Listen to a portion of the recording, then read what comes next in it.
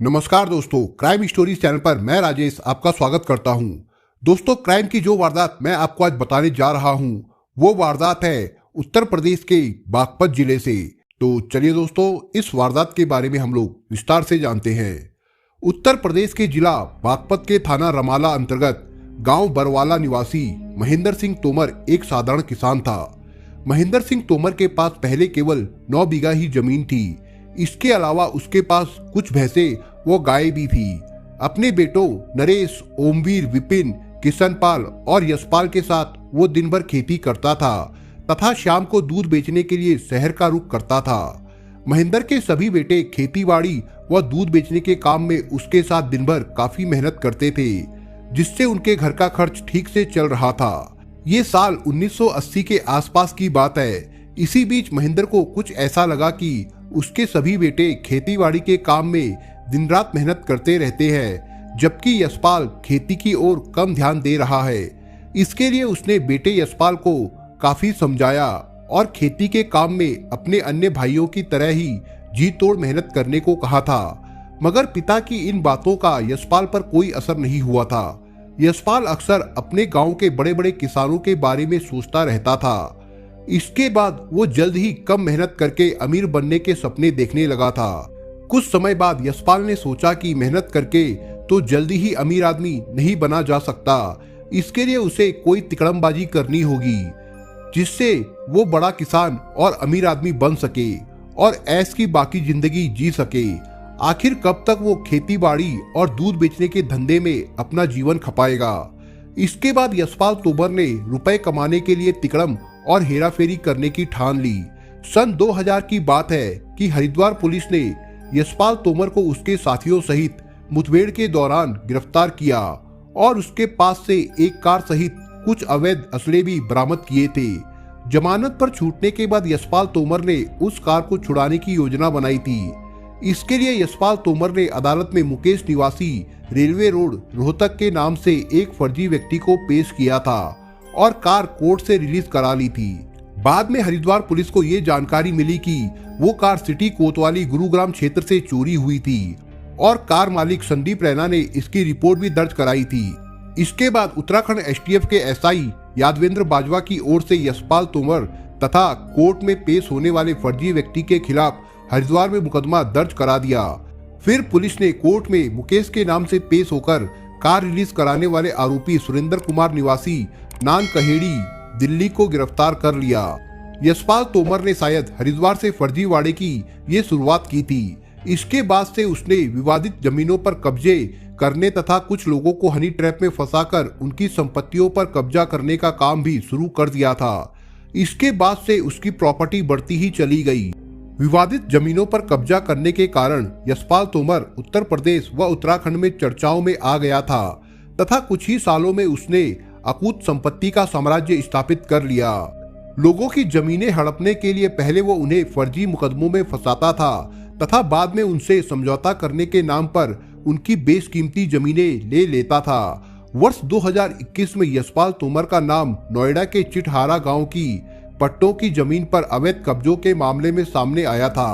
हुआ यूं था कि क्षेत्र के लेखपाल शीतल प्रसाद द्वारा पहले इस मामले का मुकदमा थाना दादरी में दर्ज कराया गया था। दादरी में दर्ज मुकदमे के अनुसार चिटहारा की भूमि प्रबंध समिति ने 282 व्यक्तियों को कृषि भूमि के आवंटन का प्रस्ताव 3 जुलाई 1997 को पास किया था। उस प्रस्ताव को तत्कालीन उप जिलाधिकारी ने 20 अगस्त 1997 को पास कर दिया था। इन पट्टों के स्वामित्व व कब्जों को लेकर आए दिन शिकायतें अधिकारियों को मिलने लगी थी। कुछ समय बाद चिटहारा भूमि घोटाले की आंच लखनऊ में मुख्यमंत्री दरबार तक पहुंच गई थी। तब मुख्यमंत्री योगी आदित्यनाथ ने इस मामले की जांच एसआईटी से कराने के आदेश दिए थे। एसआईटी ने जब चिटहारा भूमि घोटाले की जांच शुरू की तो उत्तर प्रदेश और उत्तराखंड के नौकरशाहों में हड़कंप मच गया था। इस मामले में कई नौकरशाहों तथा आईपीएस अधिकारियों के रिश्तेदार भी लिप्त मिले थे।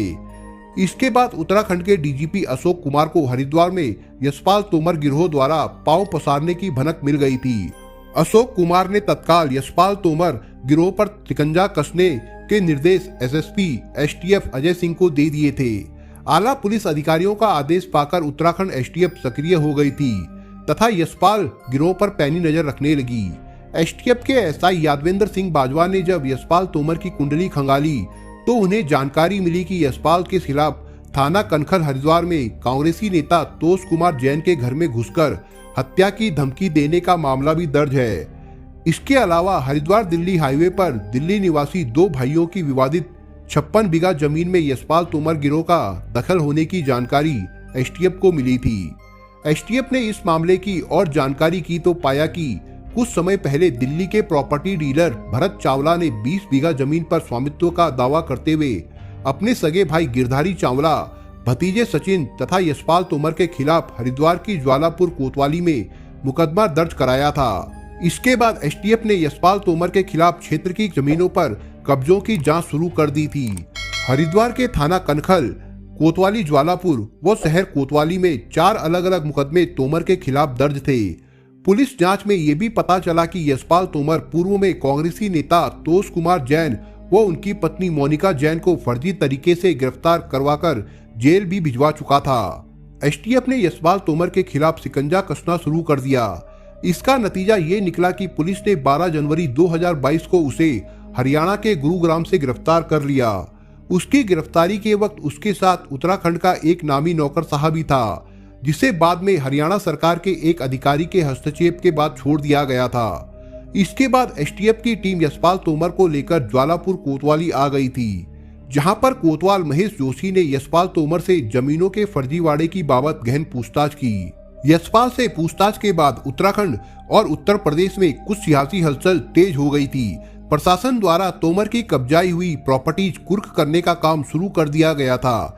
एसटीएफ के एसएसपी अजय सिंह ने मीडिया से बताया कि भू माफिया यशपाल तोमर की अवैध तरीके से अर्जित की गई उत्तराखंड, उत्तर प्रदेश व दिल्ली की 153 करोड़ रुपए की चल अचल संपत्ति को कुर्क करने की कार्रवाई शुरू कर दी गई है। उत्तराखंड के डीजीपी अशोक ने एसटीएफ की इस सफल कार्रवाई पर एसटीएफ को 50,000 रुपए का पुरस्कार देने की घोषणा की और तोमर परिवार के अन्य सदस्यों के नाम के 5 बैंक खातों को भी पुलिस ने सीज करा दिया। एसटीएफ उत्तराखंड द्वारा यशपाल तोमर की गिरफ्तारी की सूचना मिलने के बाद एसटीएफ उत्तर प्रदेश व जिला मेरठ की पुलिस भी हरिद्वार पहुंची थी तथा इन पुलिस टीमों ने भी मेरठ व गौतम बुद्ध नगर में तोमर द्वारा किए गए जमीनों के अवैध कब्जों के बारे में तोमर से गहन पूछताछ की थी। पूछताछ के बाद तोमर को हरिद्वार कोर्ट में पेश करके जेल भेज दिया गया। उत्तर प्रदेश के गौतम बुद्ध नगर के पुलिस कमिश्नर ने यशपाल तोमर के चिटहारा जमीन घोटाले की जांच के लिए जो एसआईटी का गठन किया है वो अपर पुलिस कमिश्नर भारती सिंह की देखरेख में कार्य करेगी। क्राइम ब्रांच के 2 इंस्पेक्टर इसके सदस्य हैं। लोगों का मानना है कि उत्तर प्रदेश एसआईटी की इस जांच में यशपाल तोमर के कई मददगार भी बेनकाब हो सकते हैं तथा उनका जेल जाना भी तय माना जा रहा है। एसटीएफ उत्तराखंड ने यशपाल तोमर को आर्थिक चोट पहुंचाने के लिए उस पर अपना कब्जा कस दिया था। जिला अधिकारी हरिद्वार विनय शंकर पांडे के आदेश पर उत्तर प्रदेश व उत्तराखंड में फैली तोमर की 153 करोड़ रुपए की चल अचल संपत्ति को कुर्क करने के बाद वहां के स्थानीय तहसीलदारों को उसका प्रशासक नियुक्त कर दिया गया है। यशपाल तोमर के खिलाफ इस कार्रवाई के बाद हरिद्वार की स्थानीय पुलिस भी सक्रिय हो गई। 18 अप्रैल 2022 को यशपाल तोमर की चल अचल संपत्तियों की कुर्की के बाद ज्वालापुर कोतवाल महेश जोशी ने यशपाल तोमर निवासी गांव बरवाला, थाना रमाला बागपत, धीरज डिगानी निवासी संत बाबा, टहलदास चैरिटेबल ट्रस्ट जिला हनुमानगढ़, गिरधारी चावला व सचिन चावला निवासी गढ़ निर्माण विहार दिल्ली के खिलाफ गैंगस्टर एक्ट का मुकदमा दर्ज किया था। इसके अलावा यशपाल तोमर की सह पर प्रॉपर्टी हड़पने के लिए लोगों को हनी ट्रैप में फंसाने वाली युवतियों शीतल, किरण व रेशमा की तलाश एसटीएफ उत्तराखंड कर रही है। ये युवतियां भोले भाले लोगों को हनी ट्रैप में फंसाती थी। हनी ट्रैप में फंसे लोग इन युवतियों के इशारों पर चलकर अपनी प्रॉपर्टी यशपाल तोमर को दे बैठे थे तथा जो लोग इन युवतियों के इशारे पर नहीं चले वे आज भी राजस्थान, उत्तराखंड व उत्तर प्रदेश की जेलों में बंद है। हनी ट्रैप में फंसाने वाली युवतियां मुकदमा दर्ज कराने के बाद भी आज तक किसी से नहीं मिली है। शीतल ने उत्तर प्रदेश के अलग अलग थानों में दुष्कर्म के 7 मुकदमे दर्ज कराए थे। रेशमा ने ऋषिकेश में दुष्कर्म का 1 मुकदमा तथा किरण ने राजस्थान में दुष्कर्म के 2 अलग अलग थानों में मामले दर्ज कराए थे। यशपाल तोमर की मदद करने वाले पुलिस वालों पर भी आला पुलिस अधिकारियों ने शिकंजा कस दिया है। मेरठ के एसएसपी ने इंस्पेक्टर सुभाष अत्री को सस्पेंड कर दिया है।